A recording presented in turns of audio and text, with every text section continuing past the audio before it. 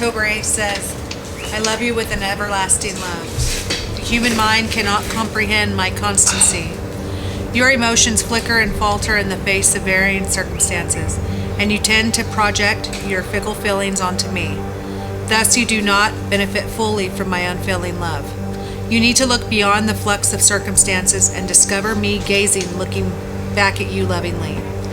This awareness of my presence strengthens you as you receive and respond to my love. I am the same yesterday, today, and forever. I was in prison when my wife got murdered, my first wife. I kind of lost it. You know, I was up on a level 3 yard in Solano, right next to Vacaville. And I was an angry person. And the best place for me to be was in that prison. Because if I wasn't, I'd probably still be in there today. You know, and then when I got out, I started chasing this person. And I honestly believe that God would never let us cross paths. You know, because whatever He had planned for me, I think it's sitting right here, right now.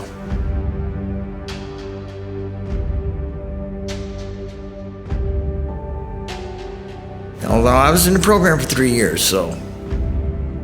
While I was in the mission, the city came and boarded my house up and threw my wife and kids out on the streets because I wouldn't quit selling drugs there. They went and lived at a friend of ours in the garage while I was in the mission. Just my son, my daughter, my wife. And they pretty much condemned my house. It took me through like 3 years. I think I finished the house while I was in the program about 90 days before I was done to get them back home. When the county came, they kind of just came to the door and was like, your house is not up to code, we're shutting it down. Or my mom was here, she called me. They were like, you have an hour to get your things together. She moved out. They boarded the doors and windows up. The things that kept me in there and got me going was them living in that garage, and it was my fault that that's where they were. So I needed to correct that. That was my main focus. To the point where I didn't even care about getting high no more.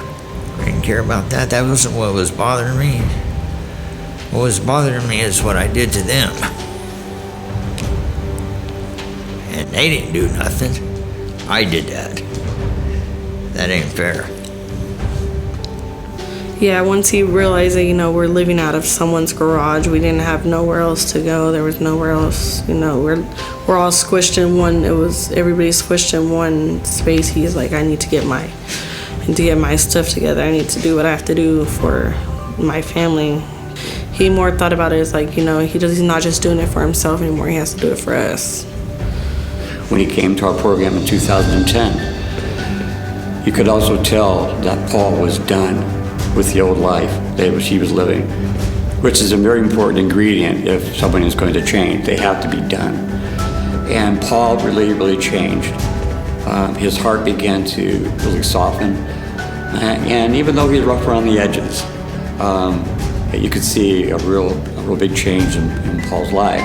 The family is restored. He is a model employee, and he has continued to be a blessing to the mission and to the men who are part of the Auto Body Shop.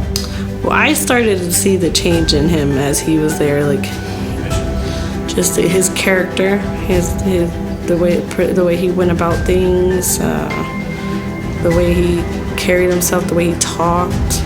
Now now that when he found Jesus, it helped him a lot, helped him become a better person. Like I said, I'm a project.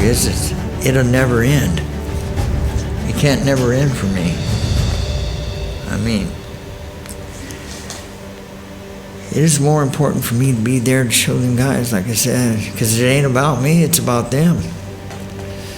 I need to be able to show them that, there's other things that you can do in life besides dope, robbing, stealing from people, and, You know, build cars.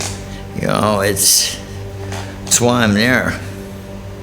Because I don't want nobody else to do what I did. Put theirself through all that misery for nothing.